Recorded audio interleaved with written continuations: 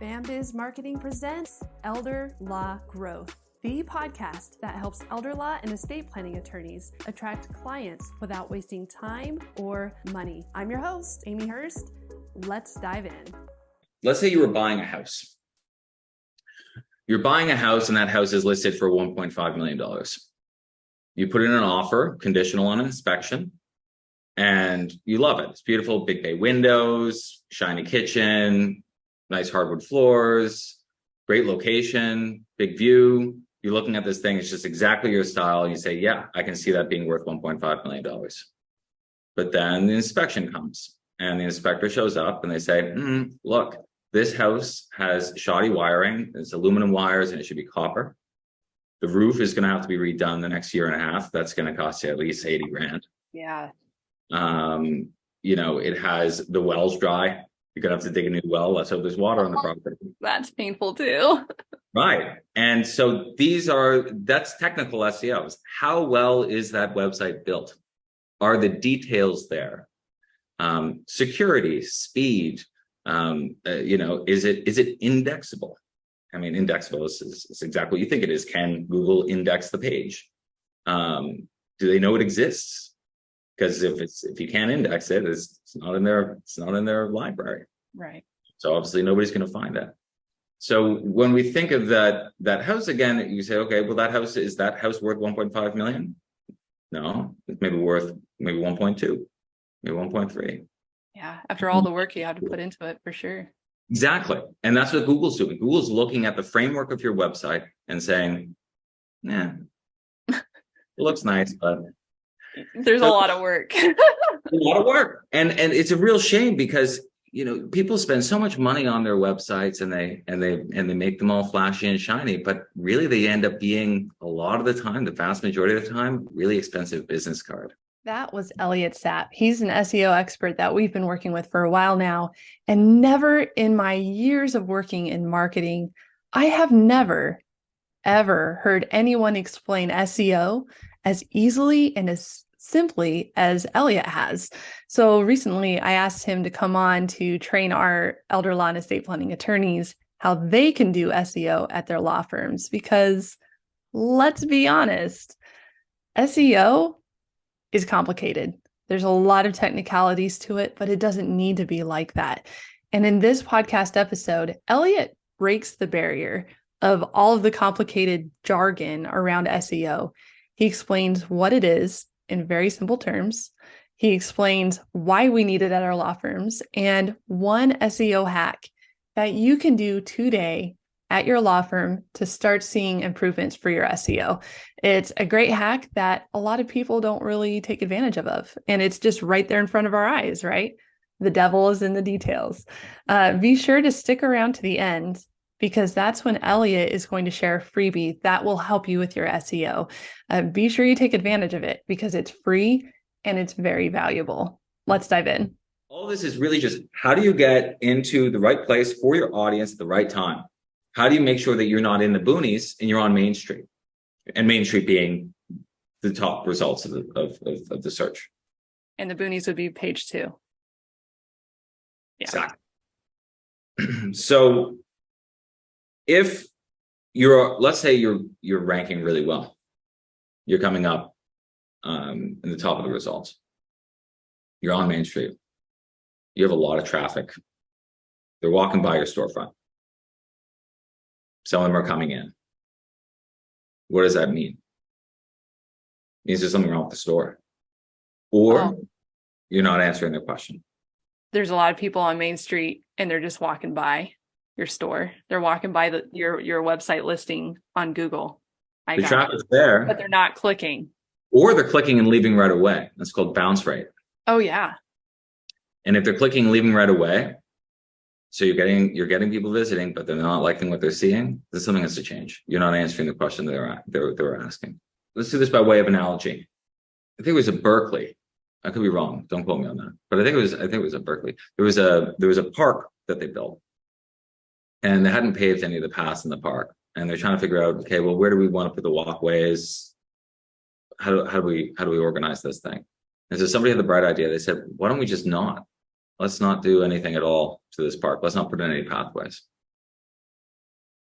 and let's just wait a year and see what happens. And so that's what they did. They waited a year, and what did they find out? Well, they found out that there are all these footpaths that people had created organically. They made it for them. For them. And so they're like, oh, here's where people want to walk. Let's help them do that better. Let's pave that now, or put an interlock or whatever. That's brilliant. That's the first step that's what you want at the beginning of a campaign for SEOs. Where is your value already? Where are people trying to go? How do you improve that? How do you make it easier for them to get to your solution? SEO is really interesting in that way because it's actually a form of business intelligence. So understanding where your audience is, those are your keywords. Understanding what questions you need to answer, that's your own page. That's how they're interacting with your page. So, really your website should be your best salesperson that's working 24/7 that has all the answers. If it doesn't have all the answers, because of course there's no such thing as there's no oracle, then a means to get those answers. And that's your call to action. That's maybe a form fill, maybe it's scheduling an appointment, maybe it's, click to call and speak with somebody. There's another thing you can do that's really simple too to improve your website, and that is your NAP. Okay. Name, address, phone number. And so a NAP is on your Google business profile. Google is like that, like your teacher. They're the high school English teacher. Your English teacher, right? They're a stickler for attention to detail. Oh yeah. And so something like, so let's say you have your phone number and you have area code and brackets and then maybe a dash and then the rest of your number. And you have it like that, structured just like that on your Google business profile. Okay. Make sure that exactly matches what's on your website. And I don't mean the number has to be the same. I mean the brackets, or maybe it's a period in between the different numbers. It should be identical. So if there's parentheses, it needs to be parentheses on your Google listing. Or if it's periods, it needs to be periods on your Google listing. Address, same thing. Do you spell out street? Or do you put ST period? Do you spell out place or PL? Make it identical across the board. It's just a little thing and it helps. Boy, I bet that could dramatically improve SEO for a lot of our clients right now, just by changing those little details, the NAP, the name, address. The devil's in the details. That's why SEO. I mean, SEO is funny, and I think this is probably another reason why so many people are overwhelmed with the details of it, because people are happy to share the details of how this is done, because it's detailed and time-consuming work. Oh, it's exactly what our client, the elder law and estate planning attorneys, that's exactly the exact same boat that they're in with their clients. Like all their clients want is peace of mind. They want to be in Medicaid. They don't want to worry about it anymore. But there's just so many details to it. There's so much going on behind the curtain.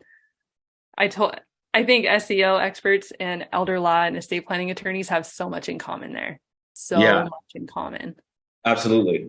I mean, when you think of legalese, it's like, no, actually this word implies something very different than what you think it does.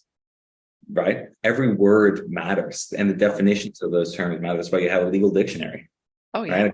And then you make one mistake, next thing you know, you're in probate. Yeah. Yes. That's it. If only more people knew that. Yes. Yeah. I don't know if this has anything to do with it, if it could help at all, but I know for us, what we say is keep the words on your website 6th grade level as much as you can. Just dumb it down as much as you can. So that way it answers the question super easy. It's very good advice. Speak to your audience. Yeah. Don't assume and don't presume. Yeah. What they're going to know, what they're going to understand, right? You don't want to talk down to somebody. Yeah. Keeping it simple is critical. And you want it to be easily digestible, because at the end of the day, everybody's focused on outcomes. Oh yeah. What's in it for me? What's the benefit? Exactly. And if that's communicated clearly and supported by a strong structure, The people that walk into your store will actually buy something. Yeah. Yeah. Because I mean, this is that Main Street analogy, right? Are you on Main Street or are you in the boonies? If you're on Main Street, you are answering a question.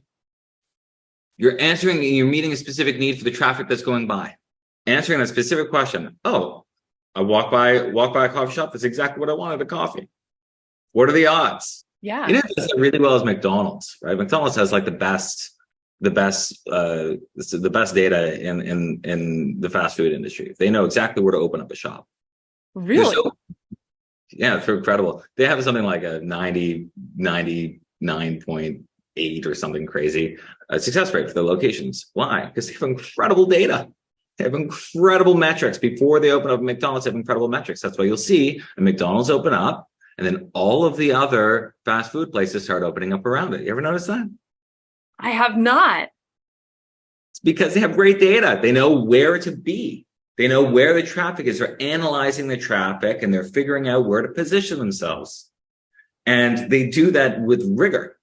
And so they have the best data set in the world to figure that out. Their methodology is incredible. That's like real world SEO. Wow. Where the cars driving by? Where do people want a coffee? And so the next thing you know, there's a Burger King and a Wendy's and whatever other fast food restaurant you can think of popping up right next door. So how can elder law and estate planning attorneys do that? Good question. First thing is keyword research. Okay.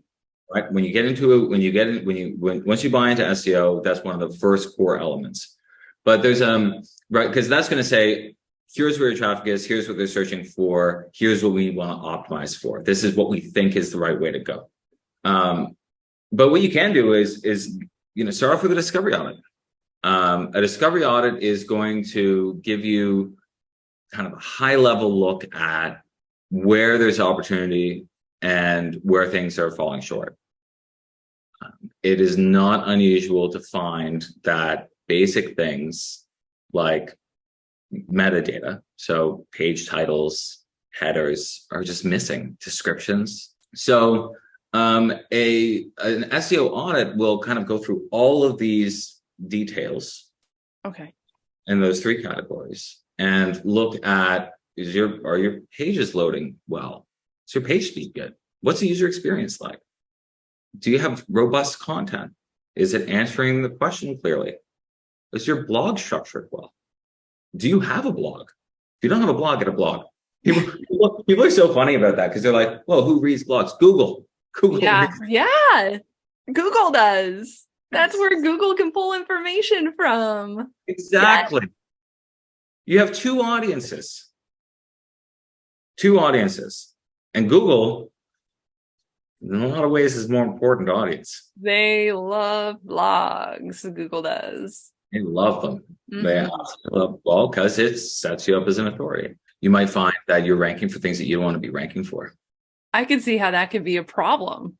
Yeah. So imagine, again, let's go back to that. Just think of the person searching. They're going to your website. They search something. They go to your website. It's not what they're looking for, and they leave. Well, that's telling Google that you're not the answer. You don't have the answer. Mm-hmm.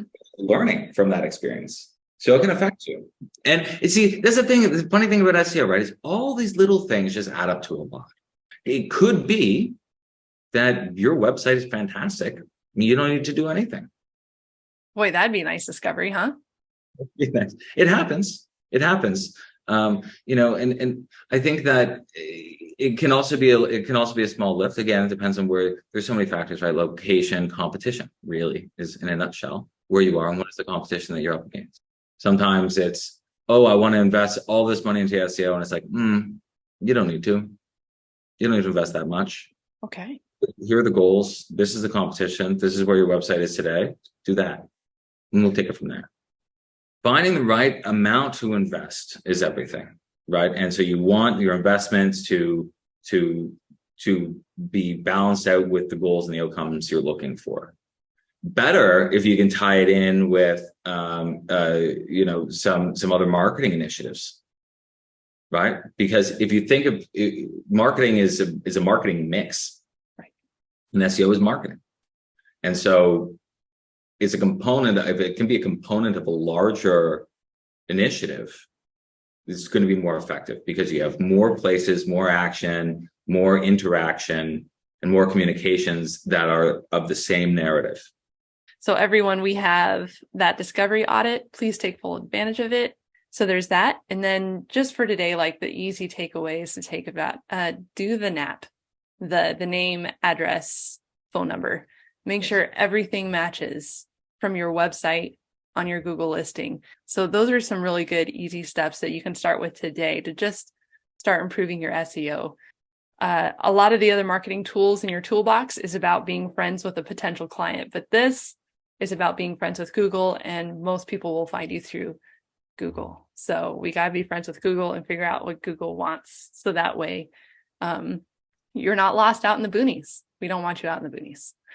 People they invested all this money into the website and they're not leveraging the asset that they have. This should be an investment, not an expense. There should be an ROI on digital enterprises.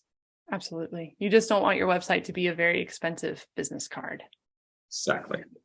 To take advantage of that free SEO audit, please scroll down and you'll see the link below. Thank you so much for joining us, and we'll see you next time. Thanks for listening to the Elder Law Growth Podcast, the place to be for all things marketing for elder law and estate planning law firms. If you liked this podcast, please leave us a review wherever you are listening to this podcast.